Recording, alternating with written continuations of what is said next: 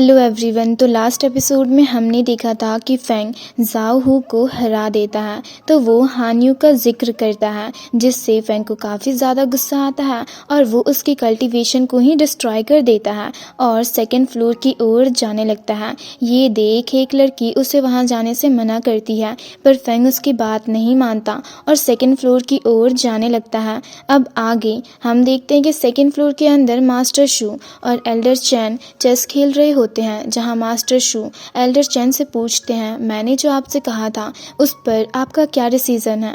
तो एल्डर चैन उनसे कहते हैं, मास्टर शू, मुझे नहीं लगता इनर सेक्ट की ग्रेट एल्डर की पोजीशन मैं हैंडल कर पाऊंगा। जिस पर मास्टर शू उनसे कहते हैं, पर मुझे यकीन है कि आप ग्रेट एल्डर की पोजीशन को इनहेरिट करके इस 3 हेक्टर लैंड को प्रोटेक्ट करोगे। तो एल्डर चैन उनसे कहते हैं, आपको भी पता है कि मैं अब भी इंजर्ड हूँ, तो आप इतनी बड़ी जिम्मेदारी मुझे कैसे दे सकते हो। तो मास्टर शू उनसे कहते हैं, मुझे पता है कि आप इतने सालों से प्रैक्टिस कर रहे हो। और फिर फेंग को आता देख उनसे कहते हैं, हमारा गेस्ट आ रहा है। जिसे देख एल्डर चैन उनसे कहते हैं कि इसने मिडिल रेसिडेंस के जाओ हू को भी हरा दिया है, इसलिए अब ये यांग फैमिली का भी दुश्मन बन गया है। जिस पर मास्टर शू उनसे कहते हैं कि आज नहीं तो कल इससे ये सब एक्सपीरियंस करना ही था। तो एल्डर चैन उनसे कहते हैं, पर मुझे डर है ये इसके लिए इतना आसान नहीं होगा। तो मास्टर शू उनसे कहते हैं कि हमारा शियान युआन सेक्ट इसे कोई भी डिसीजन लेने के लिए फोर्स नहीं करेगा। तो एल्डर चैन उनसे हंसते हुए कहते हैं कि आपकी बातें सुनकर मुझे काफ़ी रिलैक्स फील हुआ।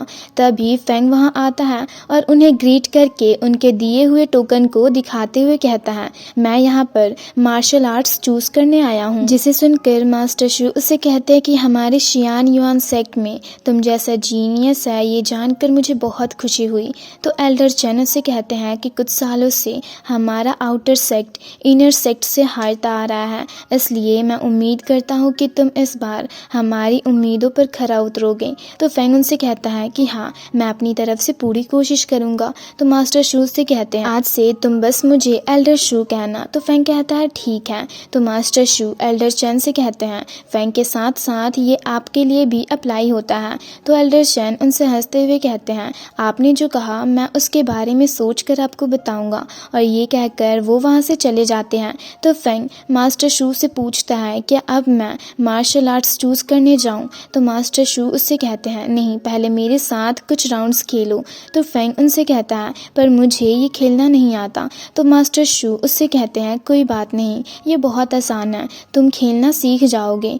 तो फेंग बैठकर उनके साथ चेस खेलने लगता है। तो वो उससे कहते हैं कि चेस बोर्ड भी फाइट के जैसी ही होती है, इसलिए इसे भी हमेशा बैलेंस करना होता है। तो फेंग उनसे कहते हैं कि मैं अब भी उतना स्मार्ट नहीं हूँ, इसलिए मुझे ये समझ नहीं आया। तो मास्टर शू उससे कहते हैं, कोई बात नहीं, तुम इसे धीरे धीरे समझ जाओगे, इसलिए अभी बस इस गेम पर फोकस करो। और उसी दौरान वो फेंग पर अपनी पावर्स का यूज़ करते हैं, तो उन्हें फेंग की बॉडी से डेविल ऑरा निकलते हुए दिखाई देती है। जिसे देख वो सोचते हुए कहते हैं, आखिर इसके बॉडी के अंदर डेविल ऑरा कैसे है, साथ ही ये फुल्ली हाई विटैलिटी को कंटेन करता है, ये तो काफ़ी अजीब बात है। और ये सब सोचने के बाद वो फेंग से कहते हैं, इस राउंड के लिए बस इतना ही, अब तुम 2 घंटों के अंदर कोई भी मार्शल आर्ट्स को चूज कर सकते हो। तो फेंग उन्हें थैंक्स कह के मार्शल आर्ट्स की बुक को जाकर पढ़ने लगता है और एक 7 लेवल के sword hunter sword martial arts के बुक को पढ़ने लगता है। पर वो अभी स्वॉर्डमैनशिप को प्रैक्टिस कर रहा है, इसलिए उसे वो मार्शल आर्ट्स बुक सुटेबल नहीं लगती। तो वो डिवाइन गेट रिलम से रिलेटेड मार्शल आर्ट्स बुक को देखता है और जैसे ही उसे लेता है तो यांग जिनतियान उससे वो बुक लेने से मना करता है और कहता है, उस सीक्रेट बुक पर मेरी कब से नज़र थी। और ये कहकर वो फेंग की इंसल्ट करते हुए उससे वो बुक ज़बरदस्ती लेने लगता है, पर फेंग उससे वो बुक नहीं देता और उन दोनों में फाइट होने लगती है, जिसमें फेंग के अटैक से यांग जिनतियान पीछे की ओर चला जाता है। तो फेंग वो बुक लेकर उससे कहता है कि तुम टॉप 5 स्टूडेंट्स में से नंबर 1 पोजीशन पर हो, पर फिर भी तुम्हारे पास बस इतनी ही एबिलिटी है। जिसे सुनकर यांग जिनतियान उससे गुस्से से कहता है कि यहाँ पर तो मैं अपनी पावर्स का यूज नहीं कर सकता, इसलिए तुम बच गए, पर 3 महीने बाद होने वाले कंपटीशन में मेरे हाथों तुम्हारी मौत पक्की है। तो फेंग भी उससे कहता है, तो ठीक है, मैं मैं तुम्हारा वहाँ पर इंतजार करूंगा। जिसे सुनकर वो वहाँ से गुस्से से चला जाता है। तो फेंग येलो लेवल 7 और god finger jade martial arts book को लेकर मास्टर शू से कहता है, मैं इन दोनों बुक्स को लेना चाहता हूँ। तो मास्टर शू उससे कहते हैं, तुमने इतने कम टाइम में इतने अच्छे मार्शल आर्ट्स बुक को चूज किया, ये तो सच में काफी अच्छी बात है, पर असेसमेंट में तुम्हारी करेज में अब भी कमी है। तो फेंग उनसे कुछ एडवाइस मांगता है। तो मास्टर शू उसे कहते हैं कि अगर मैंने तुम्हें वो अभी बताया तो वो तुम्हारे लिए खतरनाक हो सकती है, इसलिए आज से तुम मेरे साथ रहना। और फिर उससे पूछते हैं, क्या तुम्हें और कुछ कहना है? तो फेंग उनसे पूछता है, एल्डर शू, क्या मैं जान सकता हूँ मेरे मास्टर को किसने मारा?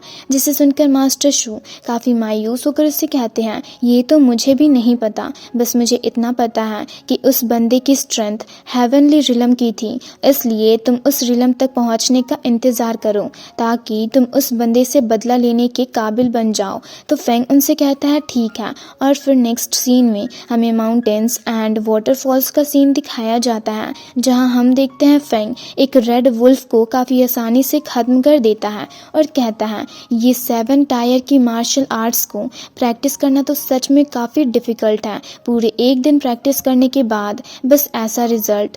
तभी शाओडिंग वहाँ अपीयर होते हुए उसका मजाक उड़ाने लगता है। तभी फेंग उस रेड वुल्फ के मैजिकल स्टोन को लेकर रख लेता है, जिसे देख शाओडिंग कहता है, ये इनफ नहीं है। तभी शू फेंग के पास एक स्पिरिचुअल हर्ब लेकर आता है, जिसे रख कर फेंग कहता है, शू फेंग ही सही है, एटलीस्ट ये कुछ अच्छे काम तो करता है, ना कि तुम्हारी तरह सबका मजाक उड़ाते रहता है। और ये कहकर वो वहाँ से जाने लगता है। तो शाओडिंग उससे पूछता है, तुम कहाँ जा रहे हो? तो फेंग कहता है, नहाने। फिर नेक्स्ट सीन में हम वाटरफॉल के पास वाली नदी में एक लड़की को बाथ लेते हुए देखते हैं। तभी वहाँ फेंग भी आता है और उस लड़की को देख छुप जाता है और कहता है, कोई लड़की यहाँ पर बात कैसे ले सकती है? और ये कहकर वो शू फेंग के साथ चुपचाप वहाँ से जाने लगता है। पर शू फेंग एक लकड़ी पर चढ़ जाता है, जिसकी आवाज सुनकर वो लड़की कहती है, कौन है वहाँ पर? और इसी के साथ ये एपिसोड यहीं पर खत्म होता है। तो अगर आप लोगों को ये वीडियो अच्छी लगी तो वीडियो को लाइक और चैनल को सब्सक्राइब कर दें।